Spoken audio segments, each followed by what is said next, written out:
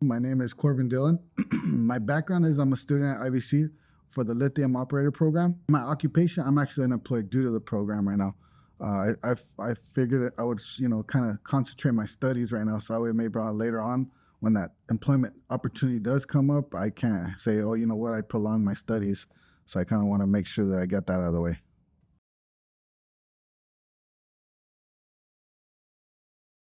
Well, to be honest with you, I remember my parents showing me videos of the Salton Sea being a big skier's paradise back in the day. A lot of people don't know that that water was actually used for recreation. But up until, I can't say 20, 30 years back, it's been kind of depleted as a water source and now just pretty much um, unuseful. I remember my parents were talking about Sonny Bono was thinking about how he could actually rejuvenate that water and make it pure again. And then once he started doing that as a theory, he actually passed away. So, and then nobody has ever, made it a thought or anything after that. But that's pretty much like, that's the region where we pass by whenever we're going to Palm Springs. You just look at all that water and just wish you could go swim in it as a kid. But yeah, that's one of my fondest memories of seeing the Salton Sea, just wishing I could go in that water, but knowing I can't.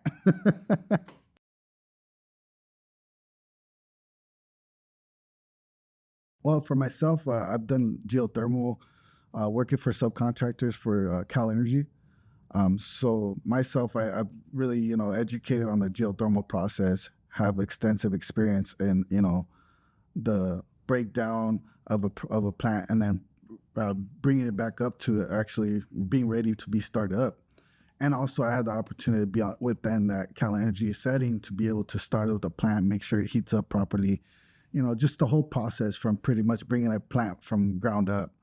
And I really enjoyed that process. Yes, it's long hours, 12-hour shifts, but to me, it made me feel fulfilling. That's the first time I could say, I would actually go to work and actually enjoy doing what I was doing. And it was my passion in a sense. And it kind of happened, just so happened that, it just fell into my lap that way. And I was, fortunate enough to see that I actually really enjoyed doing what I was doing. I would go home tired, yes, but I would be fulfilled. It made me feel great because I was actually having to use my brain whenever I was working. It wasn't so cookie cutter. The job was never the same. It was constantly having to learn how to troubleshoot, and using your brain was my biggest thing. I loved it. And so that's why I got word from one of my friends that actually is in the program about the lithium. He says, "Man, you should do it too." And I said, "You know what? I see this because this is my opportunity to get my foot in that door." Because I actually tried to apply for that position out there, different positions, not just one with Cal Energy or a bunch of other geothermal companies that are here locally. And I've gotten interviews and they say, yes, you have all the qualifications, everything looks good.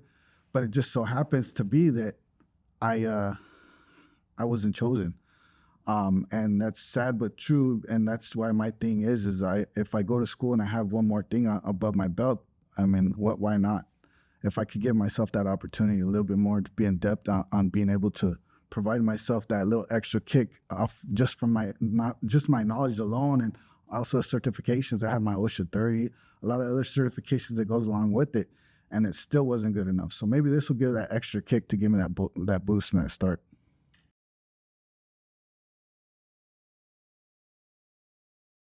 Well, I do my thing as I do my thing to call and check and ask questions.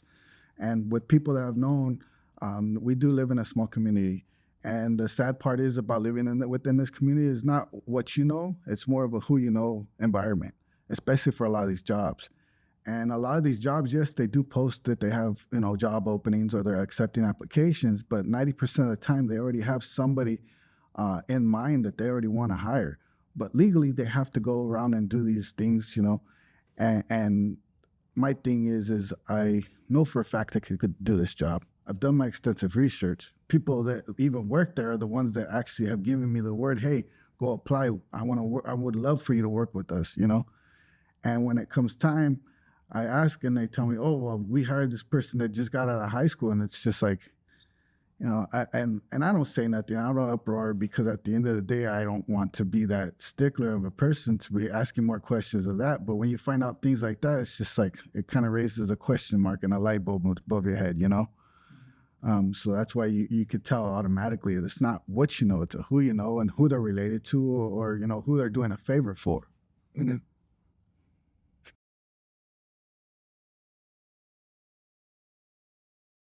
Well, first off, I'll start with the first part, my career. If anybody gives me the opportunity to actually take part in this whole lithium process, I see that my career being long and a great one. My theory and seeing everything is I want to be able to start from the ground up. I don't want to feel as if I am entitled to anything. I want to go out there and work my hardest to work for it. I see myself growing within that company I work for and being loyal to that company because they actually gave me that opportunity, which I would be grateful for. Um, and then what was the second part of that question? And how do you foresee it impacting your personal life? Well, it would impact my personal life greatly. Let's be honest, with the cost of living here, in the Imperial Valley is way above a lot of people's means. And that's just rent wise, everybody's kind of nowadays, we now see how multi-families are going into one home just to be able to survive. Just the cost of living, the cost of food, the cost of just life itself is overwhelming. And it's sad because in our community, there are no jobs. And those good paying jobs, a lot of these people, they take it, forever. They stay in that job because, hey, I got a good job, I'm gonna stay and I'm gonna keep it. And so for me, it's like if I had that opportunity, my family would be in a better place. My children would be in a better place. I'd be able to provide for my family and my children in a way better aspect because we'd be able to do those things like take them to San Diego and show them different adventures. Because in this community I live in Imperial County, a lot of people haven't even seen up the hill into San Diego. They haven't even seen the beach, and it's 2 hours away, which is sad. But myself, I was fortunate enough to have those adventures. So I want to give that same thing back to my children and show them something different, that there is things other than the world, other than just the Imperial Valley.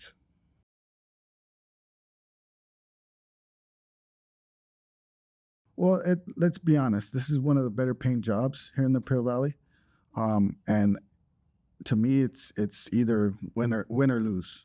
If I'm not able to get a job at this lithium plant for what I'm doing, I will leave the valley. I will be forced to leave the valley in order for me to be able to provide for my family because there is no other work that will be able to provide me and my family the means to actually be able to survive. I'm not talking about living a nice life. I'm not talking about becoming rich. I'm talking about just being able to provide for my family on the day-to-day things that they need, such as food, housing, and shelter. That's the biggest thing about myself is I live frugal.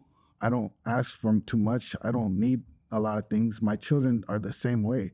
So we're all happy with, the minimal. But at the end of the day, when you can't even provide minimal things for one person, how can you provide for three or four and a family?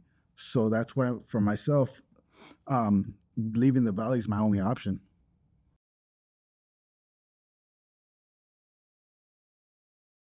Well, my thing is the economic change would be great in the first part. I've done a lot of these bigger projects and other ways of my career and other things that I've done. There's going to be a lot of people on the process of starting up this whole plant. The bringing people from other places, San Diego, LA, to work on these plants. So yes, there will be some growth within money coming in, but let's be honest, 90-80% of that money will be going back home with them. So the bigger majority of that is going to be going back. For myself is figuring a way where we could actually give people training here in the Imperial County so that way they have those means, those certifications, not just the knowledge, because a lot of people here in the Imperial Valley have the knowledge to do construction, to do iron worker, to do a lot of the jobs that are needed out there, but they just don't have the certification. So to me, it's like we have the people here to keep the money here locally. And when it comes time for people, San Diego, LA coming, yes, they're gonna come and eat at our restaurants. They're gonna bring their money because they have no choice. But once upon this completion of this plant, they have a prospect of 90,000 people at the first stage of this whole thing. So that's 90,000 people when they come here. We'll be impacted because where are they gonna stay?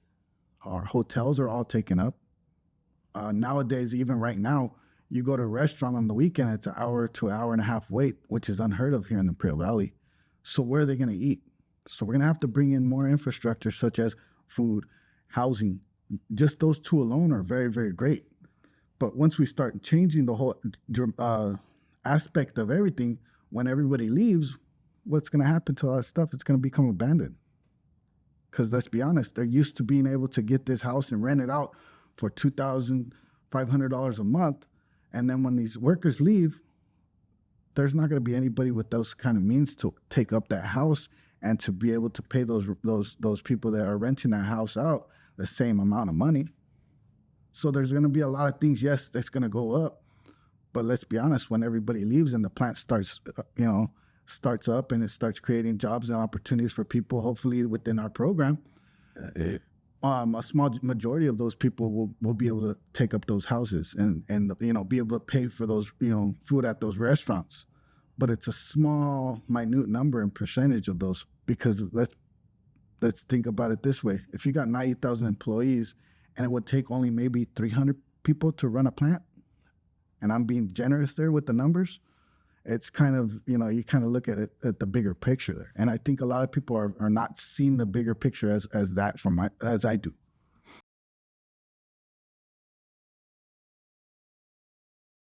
To me, I think I've been pretty knowledgeable on the whole lithium extraction and geothermal process because of my ties within my, how could I say, my employer, but not necessarily my employer, because I do a lot of volunteer work.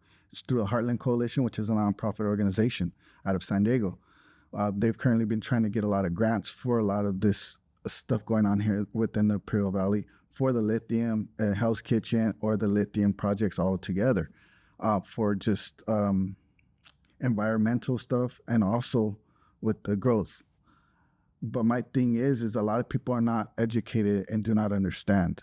When we look into lithium, if you look on lithium on your computer, Google it, you just see this big old mine and a big hole for miles down deep. And a lot of people think that, oh, where's that, and you have to kind of educate them because it's not their fault. They don't understand. And pretty much without geothermal process, you will not have lithium extraction. And geothermal process has been going on for decades here. And there has been no natural effect to anything around us. For instance, water is not, there's no toxins in the water. There's nothing coming out of there that can have any kind of effect within the community. So to me, it's like you have to understand that there is problems that can happen, just like with anything. For years we had toys with lead in it, but we're all fine. We're not seeing 3 decades of kids, everybody dying from lead from playing with the same toy. Yes, small toxins here and there, but let's be honest, you could get those same toxins from eating a piece of lettuce and not washing it properly. So to me, there's no real aspect of needing to be aware of the hazards, because of everything has been taken into consideration prior to this process actually being built up. And to me, geothermal is the most greenest way of going about things. The way that they extract their energy, there's no real impact to the world. And in actuality, they're bringing in brine and cleaning it out before they throw it back in. So the water and steam that they're bringing out generates power, yes. But when they inject wells, their injection wells, actually, in technicality wise, I have a friend that actually works at the plant. He's a lab technician. And we did a test on Aquafina water, and we did a test on the water that's coming out of that plant. And you can only guess the Aquafina water was more dirtier than that water coming out of that plant. So technically, they're putting in cleaner water in our environment, but just, to continue a circle. So that's why, they know what they're taking out and they know what they're putting back. So it's equal, yeah, it equals out. So there's no real threat.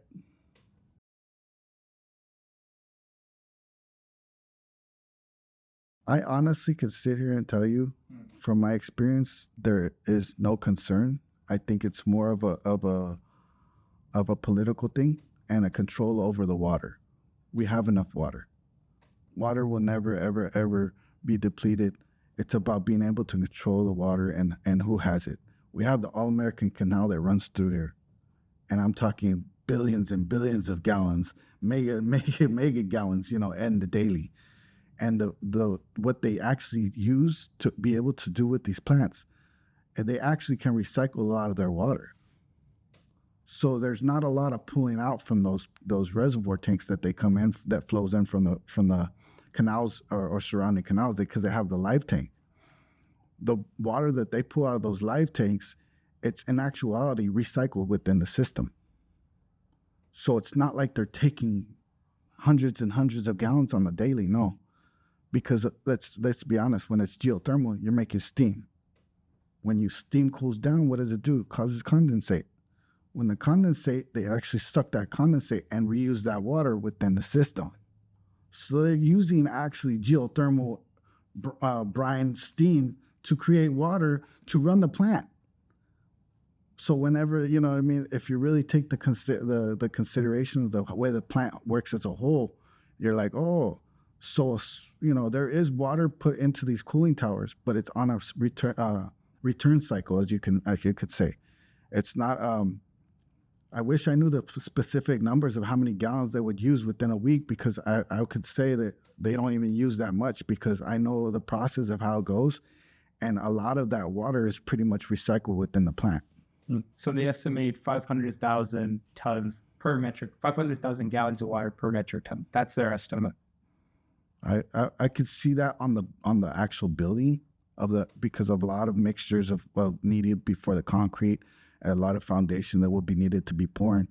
And then not only that, let's be honest, the EAP with a lot of winds and all that, and everything's dirt out there, so you have to have constant control of dust. So I do see that. But let's be honest, a lot of that water and that usage is not going to be on a day-to-day basis. It will be just during the process of actually creating this plant. And therefore, after, there wouldn't be that big of a change. I mean, there would be a big drastic change on that number rate. And to be honest with you, if we really think about it, these people are paying for the water anyways. It's something that, we can't sit here and say that, oh, they're getting it for free, or just like, a lot of these plants, they also have a bill from the Imperial Irrigation District, because if they go black, they need to pull, energy from IID, so they get the bill anyways when they're creating energy. When they can completely go, they can go out, create their own energy, store it in a battery if they wanted to, but just due to regulations and stuff like that, they can't, only to a certain aspect. And a lot of the stuff can also be run off of diesel, but due to a lot of regulations, they can only use diesel for a certain amount of hours as well. So I think it's a lot more of the political aspect of seeing things and how they're trying to run, because in actuality, anything, yes, it's going to take water, yes. But let's be honest, a lot of that water is going to seep into the ground. It's not going to be, how can I say, used for an unreasonable purpose. To me, a lot of these people don't understand how much water it takes to run a prison. A lot of those guys just sit there and flush the toilet all day, flood their yards, flood their houses, and that's water being pretty much thrown away. But that's not a topic at hand. And there's actual, to me, we're building something up for the community. Yes, that's also building up stuff for the community, for the people that work there. But this is something on a total different level, because we're actually creating energy. We're actually creating lithium batteries. We're actually creating something for the world, not just a small community of inmates.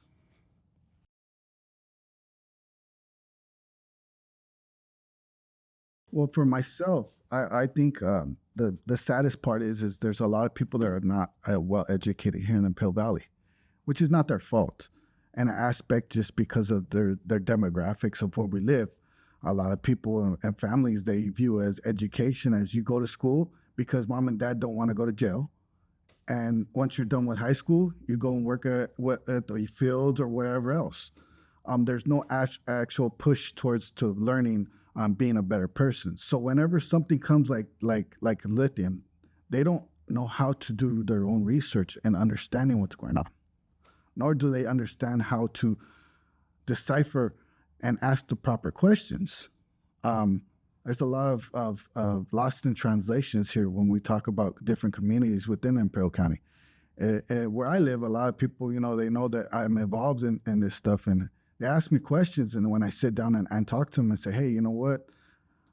The lithium process is nothing different from geothermal. We've been doing this for years. They're like, oh, really? No, we thought, we looked it up on the internet. And this is people in my own neighborhood, that we looked it up and we thought they were going to do a lithium mine with big old holes. And, we thought we were just, what are they going to do with that hole? And I said, no, no, no, no, no. That's a total different process. I said, we understand.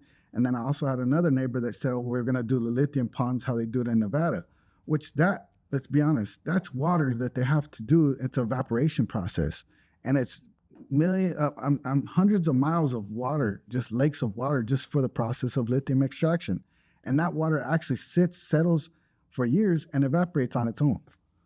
So that's why, to me, a lot of people are doing their own little research, but not understanding the whole thing as a process. And it's kind of hard for the outreach of the community to come together because, let's be honest, we're all trying to eat. And everybody is too busy working and can't take that day off of work to go and say their educated answers and questions about things, because if they miss that day of work, they will not be able to provide for their family. And that's the sad part, is we actually have people that have good ideas and they do know what they're talking about, but they're too busy with life itself that they can't face the facts of, if I miss a day at work, to go tell them my ideas about how this is going to impact us, my kids aren't going to eat. So that's pretty much how I see things, because I've gone to numerous of these meetings myself, and I thought it would have been an uproar with hundreds of people coming in, because let's be honest, everybody asks questions on a day-to-day basis and everybody's interested. But when it comes time for those meetings, a small percentage of those people are there, and 80% of those people are already involved.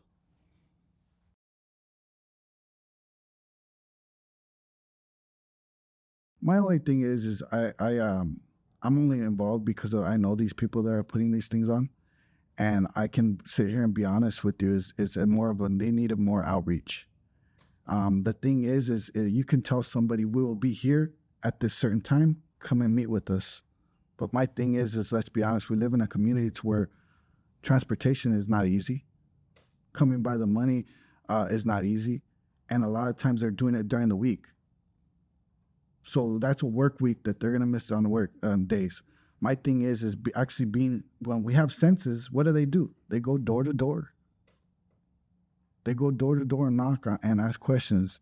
This is something that's going to affect us all, not just the people that are going to be in the program, such as myself. I think it should have been taken up a little bit more serious, and something like a census, gone to door, gone to different communities and within Imperial Valley, not just one single place, and say, hey, everybody from South Central, meet us at this one spot, or hey, everybody from Brawley, meet us here. If you broke up communities where it's a little bit more easier accessible, then to me, I believe there would be more uproar from the community, because you're actually in their territory. You're actually taking an opportunity to pull them out of their homes, or necessarily make it easier and accessible to them.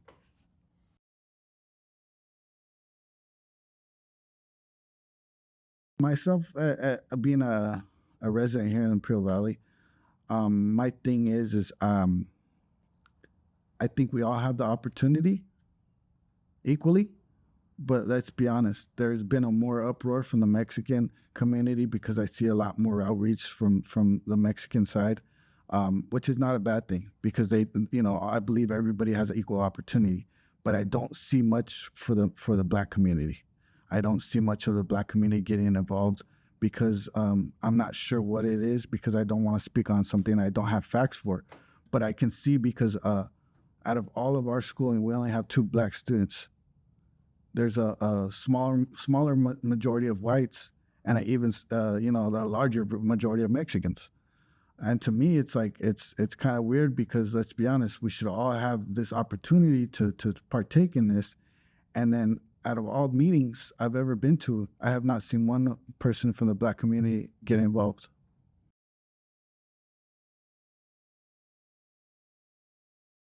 Well, to me, the program as a whole has been very good, especially because me having my experience in the actual work force, and understanding these plants of how they run. Because, like I said previously, without geothermal, you will not have lithium extraction. And just to give you a little bit more insight and understanding on that, is the geothermal process has to go through its whole cycle before you actually do the lithium process, because this lithium comes out as a liquid. So the geothermal process is pretty much taking that brine and then they stick that water back in with the injection wells back into the ground. But prior to them sticking it in the ground with the injection wells, they actually tap into that water that's going to go in, and that's how they do the lithium process. So for us, they've been understanding how to do the lithium part right now, because in actuality, that's a bigger, how could I say, it's a bigger part of the whole process as a whole, and it's not too in depth of what goes on with the lithium extraction part, because that's more chemistry than anything. For me, it's the operator understanding how to operate the plant, how to use valves and troubleshooting. A lot of that we've done hands-on with. Electrical as well. A lot of electrical, understanding electrical components, understanding the difference, understanding how to wire, understanding pumps. It's been a lot of hands-on and a lot of book work, and it's been very, very hard. It's not an easy course, and I mean, it's not one for the timid, and it's not one for the weak. And because it is very, very, very in-depth, and you have to pay attention, especially some of these tests that we have. You know, if you're not paying attention and you're not actually taking it true to heart, you will not pass. So for me, I really enjoy the class, because, I mean, if it wasn't for my experience, I wouldn't understand. And for me, I've seen some of these other students that have never, you know, they're greener than a Christmas tree. They've never stepped foot on some of these plants. They don't know what they're getting themselves into. They finally, you know, start realizing, wow, you know, for myself, I'm doing a internship with Cal Energy. I'm doing an internship through the school. So we're actually, you know, on the plant, doing some hours within the plant.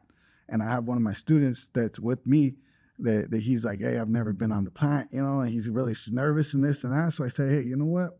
I think it's best if we, you know, go together. We'll drive together, which is a 45-minute drive.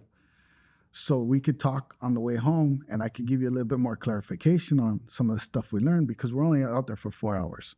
But a lot of these guys are on their shifts for 12.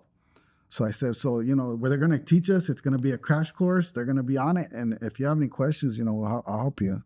And I've been able to explain a lot of the more of the plant, so he understands it as a whole. But I think the schooling has been doing a very good job into being able to put 2 + 2 = 4. Because in actuality, everything comes together. You just kind of, how can I say? I guess the best analogy for me would be when the Karate Kid was told by Mr. Miyagi, wax on, wax off. And then really when he actually told him and told him wax on, wax off, and how it's a defense mechanism when he's fighting somebody, it kind of like, it's mind blown. And that's where I see a lot of these students, they're actually like mind blown, like, and now I get it. Now I understand. So it's like everything's finally coming together, because we're actually on the last semester of the program.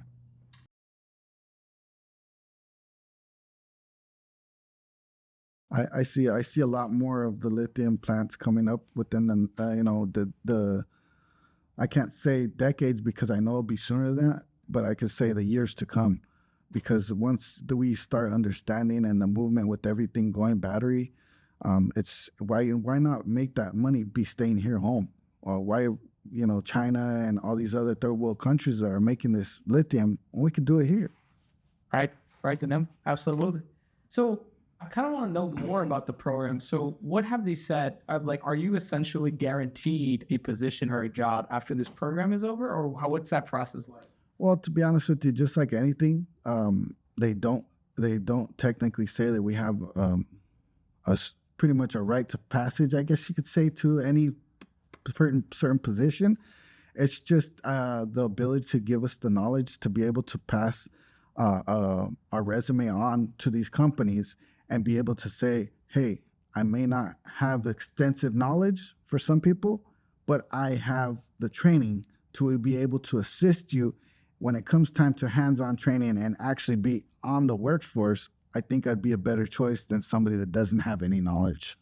And do you feel how do you feel about that? Considering, you know, what's to say a company says, well, yeah, you have the qualifications and surely you train for it, but we've already outsourced the job, you know? And that's one of my major concerns. I actually asked at one of these township meetings when we had a lithium outreach. I got up myself and I built up the courage to ask these people, um, what's the guarantee that we will have employment being Imperial Valley residents, being from this community?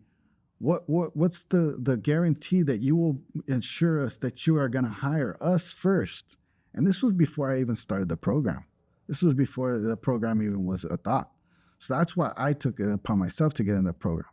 But that when I brought up that question, it was kind of like, they didn't know how to answer it, kind of. And I don't mean to be rude, but it was like a slap in the face, like, how dare you ask me that, And it's just, my thing is I want to make sure that they're looking towards hiring us because we're the ones that need it. Why are we going to bring 15, 20 guys from San Diego, LA, wherever, any other place to uproot them and their families to come and work over here when we have people here ready and willing to work? Help our unemployment rate go a little bit more, lower. To me, that's a big factor. And the thing is I believe that they're just afraid to be able to answer these questions. And my thing is I've done my research on a lot of other, states, like such as, let's say, Texas. They have a lot of these children, it's kids, I can't call them children now because they're actually turning into grown men from high school, and they go into these programs and it's for oil rigging and stuff like that. And a lot of these kids are already being drafted like NFL players to work for certain companies prior to them even being graduates of that program. So to me, it's more of them being a little bit more involved within the program to see what we're about, have a little bit more interactions with us as students to be like, you know what, this kid knows what he's doing. You know what, this female, she understands the process. We might want her on our team, but if they just, they're getting their grant money and somebody's learning something, but kind of shine it off and they're looking the other way.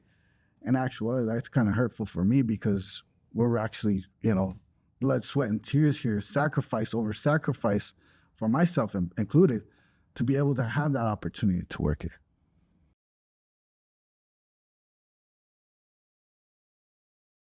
Well, to me, as my acknowledgement of some of this lithium process as a whole, they're thinking about later on in the stages of actually creating these batteries in-house. So it'd be from lithium extraction to processing, manufacturing, and distribution. So let's be honest, that's a big jump from 1, 2, 3, 4, 5.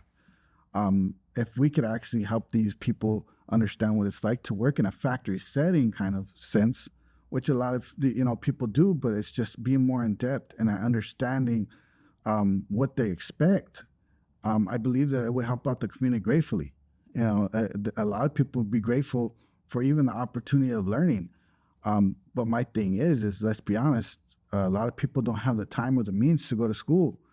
If they don't have a support system, there's no way out of it. The revolving door doesn't consist because they're stuck in one cubicle.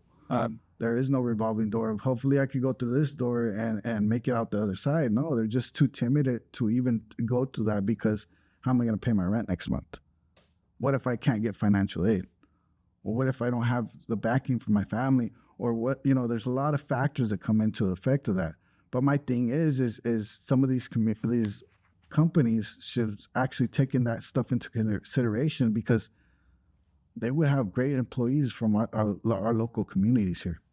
And I'm talking, let's be honest, generations to come, because your mom works here, your daughter works here, and it goes on and on.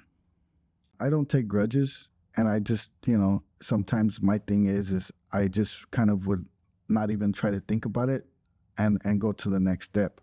But I'm not the community, and I know how the community has acted in other ways, and that just would be sad because, let's be honest, there's a lot of people here locally that have trouble with mental health issues, have trouble with other things going on that deal a lot with mental health.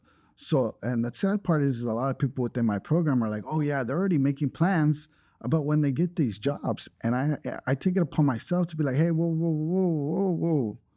I mean, I really enjoy you as a fellow student. I enjoy you as a person, but don't count your eggs before they hatch.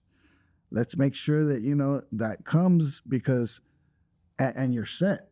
Make sure you make it through your 90-day, how could I say, probationary period before you make these bigger jumps. Because a lot of people, I mean, I have people that are fellow students already thinking about purchasing their next house. Like, oh, we're gonna get jobs right after this, and they're constantly thinking, because we're the first to be going through this program, so automatically they have to hire us. And I tell them straight out, I'm sorry to tell you, but they don't have to do anything for us. Pretty much, we gave ourselves the opportunity to be able to do it. But if we are not given the opportunity and given that opportunity to actually go on to these plants, then there's no entitlement there. And that's where my thing is a lot of people will take that entitlement to another level and feel a certain type of way. And that's the thing, like, let's be honest, it's sad, but it's true, because what else do you have going for yourself? For myself included, what else do I have going for myself? If I'm going to school for something that may not come about, it's kind of like wishing in a well that, there's no water in, It's sad, but it's true. But at the end of the day, I understand that. But for me, it's more of at least I have something to go back and do the next step. I can take these certifications, take this knowledge, and move on somewhere else, which I hope I don't have to do. But I'm seeing outside the picture and seeing the bigger picture of, well, plan A doesn't fall, plan B doesn't fall, plan C hopefully, but you also got to have the D and E as well.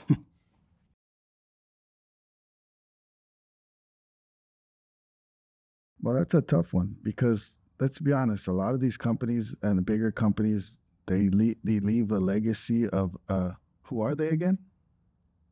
The companies? Yes, The ones that are lithium mining? no, I'm saying a lot of these bigger companies already. Berkshire Hathaway. Yeah, a lot. Exactly. Like a lot of people, like, who are they again? Who? Unless you have family members that work within them, or have knowledge of them, a lot of the community could care less, because they're not out there doing anything for the community. Like for the parts of where they're at, Calipat and other places. Yes, I've heard that they've done things for the school to help build things for the school. But yes, that's a small community. We're talking about the whole Imperial Valley here. It's not, just one part of, and if you don't know, and you're not in the know, you really don't know. My thing is actually being there for the whole community as a whole, being there for people to understand who you're here for them. People that, we're here to stay. We've been here for the past 50 years, and do something nice for the community. I'm not saying spend millions of dollars and give people free food or nothing like that. I'm just saying do something nice. Do something to where the community feels that, they're acknowledged and they're appreciated. Because that's my thing is if you don't set yourself apart from other people and make people feel good and make people, hey, did you remember that event that Cal Energy or that Oramat had last year where we all went dancing for the night and we had a great time? It's something, the smallest little thing to make memories for everybody else that don't have those anemones to, do other. That's the biggest part to me.